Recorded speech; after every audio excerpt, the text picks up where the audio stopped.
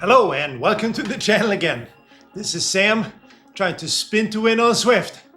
Well, I don't know about you guys, but I feel like I'm stuck in an endless nightmare of FRR races at this point. Man, stage 3 was tough. I'm hoping that today's stage will be a little easier.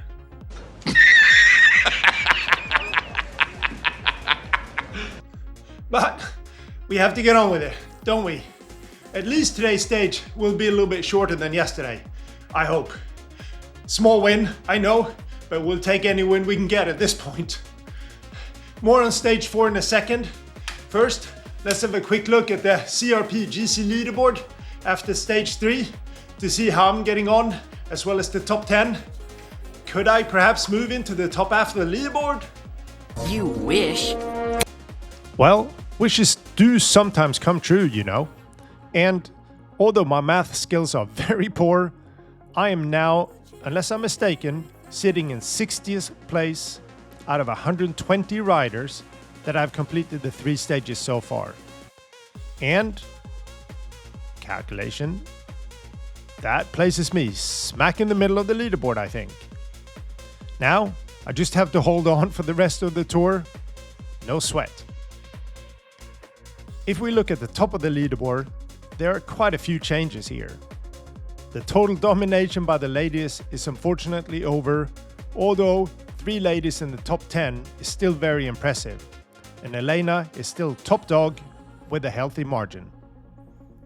I am happy to see my teammate Kim in 8th place. He had a very strong ride on stage 3, so well deserved. So, we're now off to Bonnie, Scotland for a shorter but quite intense stage, I think. As such, welcome to Brae-kfast and Grits, Scotland style. Again, I covered this course in detail in yesterday's vlog, so I will keep it short here. We will do almost 2 laps of this course, and it is lumpy and bumpy the whole way. First, do make sure you're warmed up, as the lead-in is no joke.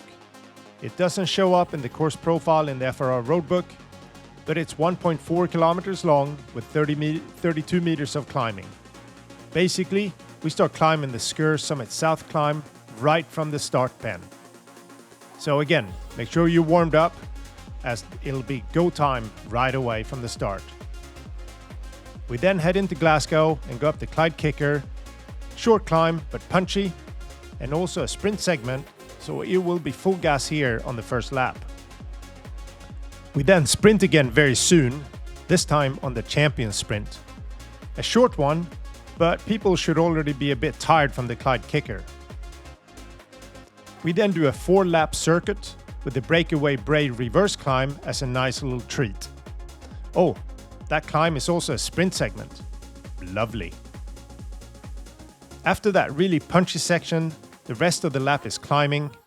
First up the drag towards the start pens, and then we go up the Sgurr Summit South again. And there we go again. Lap 2 now beckons. And the race finishes at the end of the 4th Breakaway reverse climb. Lovely. Indications are that it will take the CRP GHT start pen around 55 minutes or so to complete this stage, so a bit shorter than previous days. As for wheel choice, it is disc wheels all the way for me today. Okay, let's see how we get on today. Since I live in the outskirts of Glasgow, I'm hoping some local knowledge will help today. And the very best thing, I don't have to worry about any potholes on Swift. Let's race. And we're off. Me rocking a headband today. Looks silly, I know, but it is quite good at keeping the sweat out of your eyes. And yes, the glasses are now fixed. Crap, that excuse is gone now. As for tactics today, I just wanted to stay with the front group, and I also wanted to be near the front, as with all of these short, punchy efforts, splits can easily open up if you're not careful, especially if the pace is high. And I wanted to be on the right side of those splits if at all possible. Apart from that, as usual, I wanted to draft as much as possible to conserve energy, but as you will see though, I failed miserably at that task today. But on the other hand, I had a lot of fun during the race. We start climbing right away at a pretty decent pace, and the peloton stretches out with inside 2 minutes. Again, I think a few people were probably caught out by the lead-in on this course. We then get a bit of rest as we head towards Glasgow. As we watch us fly down the hill here, I must say I really like these kinds of punchy courses. As long as I get a chance to catch my breath, for a little bit at least after every short effort, I can usually go again. I get in trouble though when I don't get those breaks, but I think this course is well suited to my rider profile, that is, if the pace is not too high.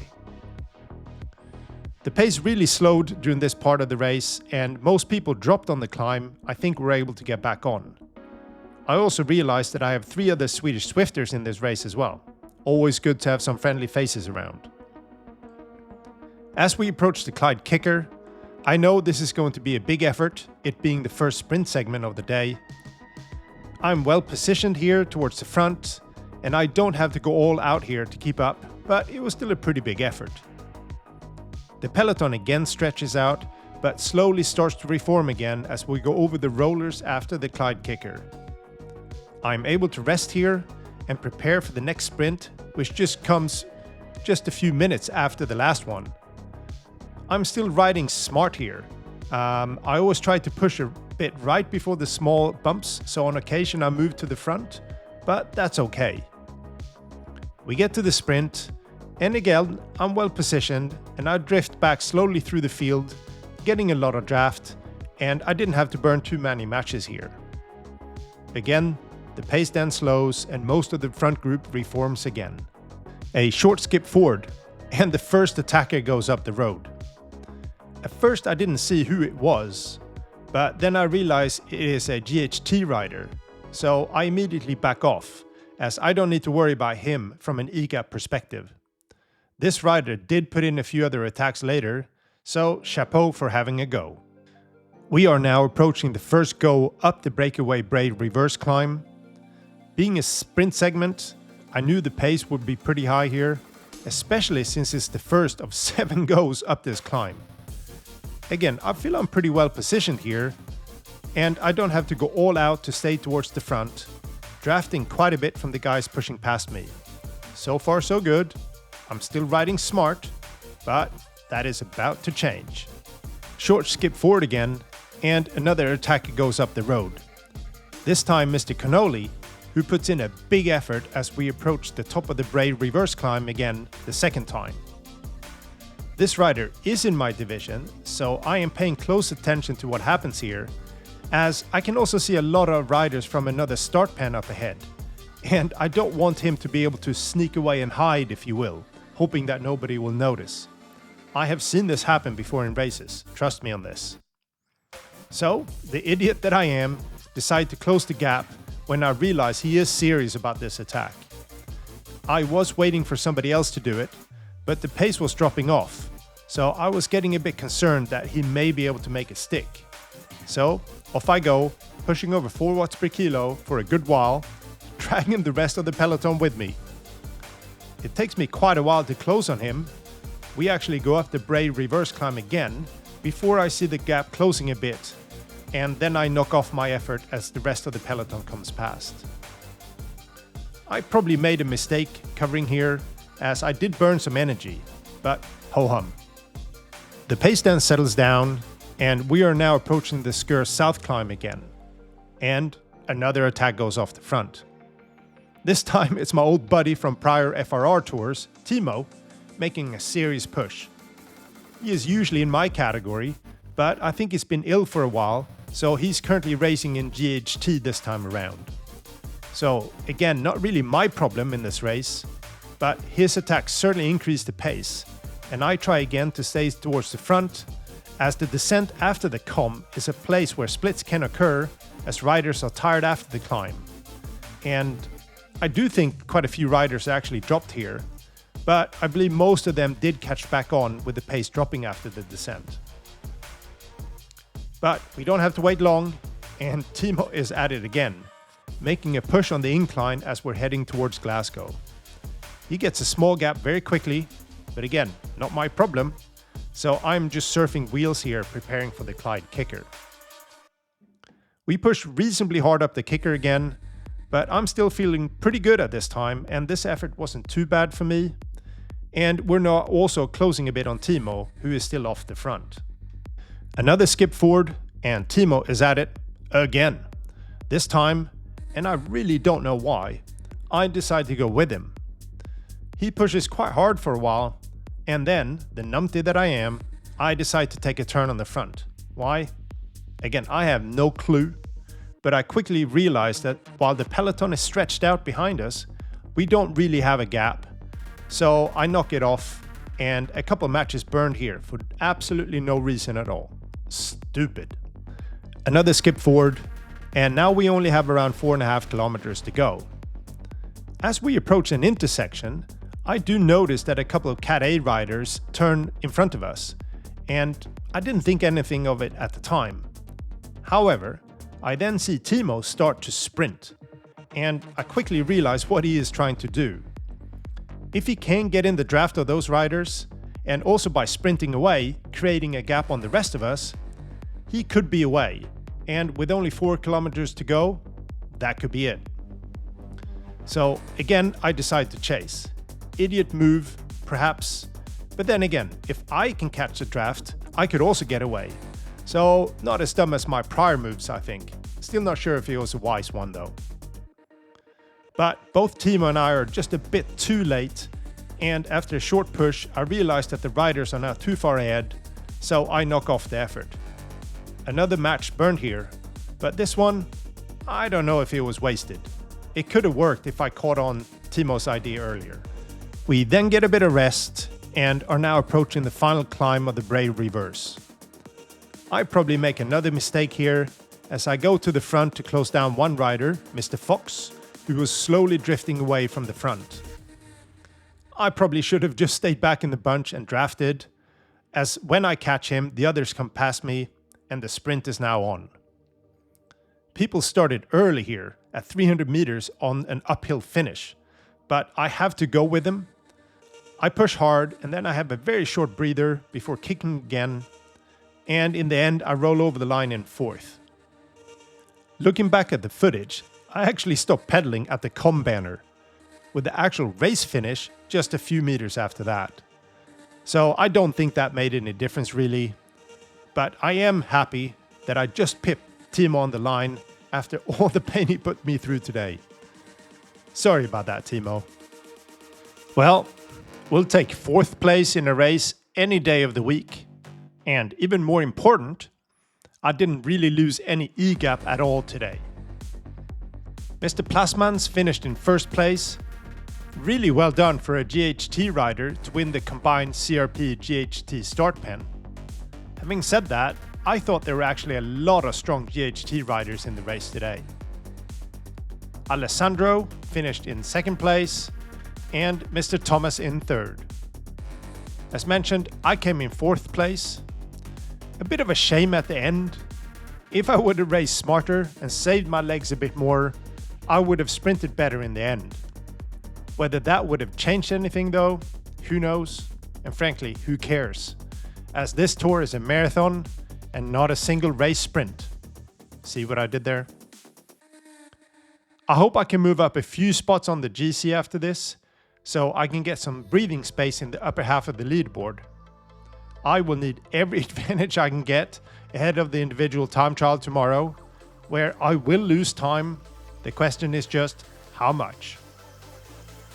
Now a few post-race thoughts before we do a preview of the Stage 5 course, Neokyo All-Nighter. Alright, a few post-race thoughts. Man, that was a great race, really enjoyed that. I rode it like an absolute idiot, but I enjoyed it all the way. Started off with a bang, as expected, right from the gun, up the Sgurr summit south. Then everybody pushed hard on the very sprint segments, Clyde kicker, champion sprint, and the Breakaway Brae reverse climb. I think at least the first 1 or 2 times up that darn little hill. It settled down in places, but it was a very on-off kind of a race. A few people went off the front. My old friend Timo BMX was very strong today, so he went on the attack a few times. I covered a few of them, which was stupid, but I guess somebody has to do it. One guy was trying to be sneaky, either by being deliberate or by accident, I'm not sure, but he stuck away and he was kind of hiding in the next group up the road, which I think was the next pen that we're overtaking. And I said, he's not sneaking away that way. So I closed that one down. Anyway, we get to the final sprint. I'm a little bit spent from all the on-off kind of action during the race. So if I would have been smart, I could have had a proper go at that sprint up the final breakaway Brae reverse to the finish. But as it was, I did an okay job.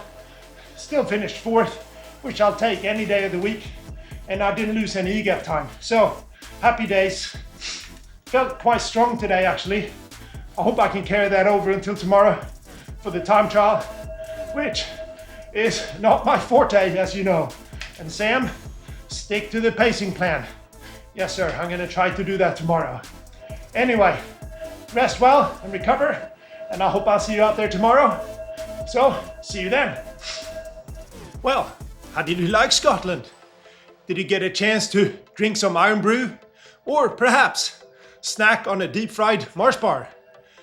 Well, you may need that extra energy as we embark on another ITT.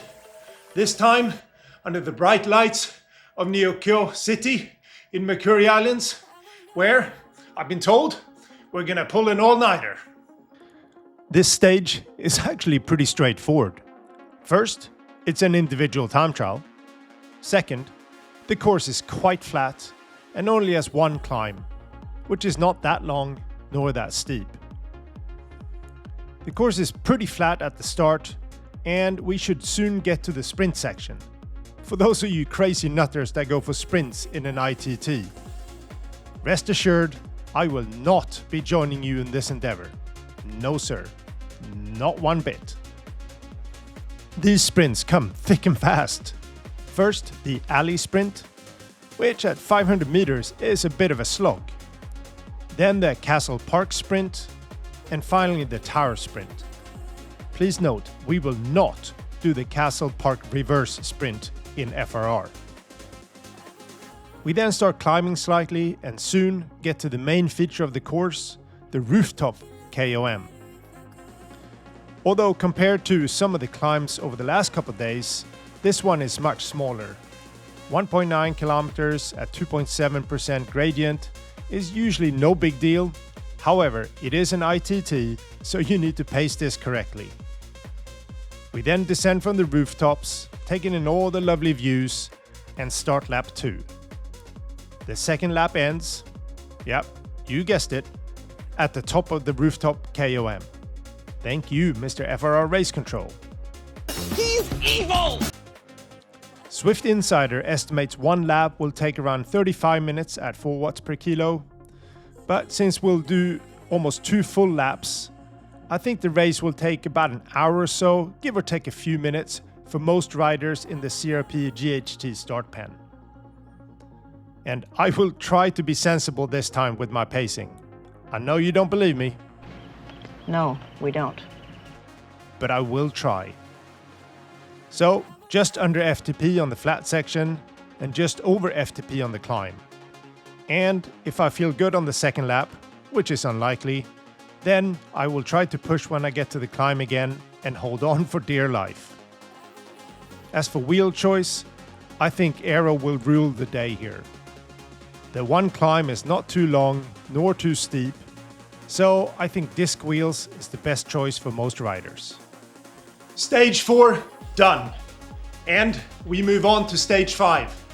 The tour is now in full swing, and the legs are probably getting a little fatigued. I know mine are. Not looking forward to tomorrow. Not at all. No sir.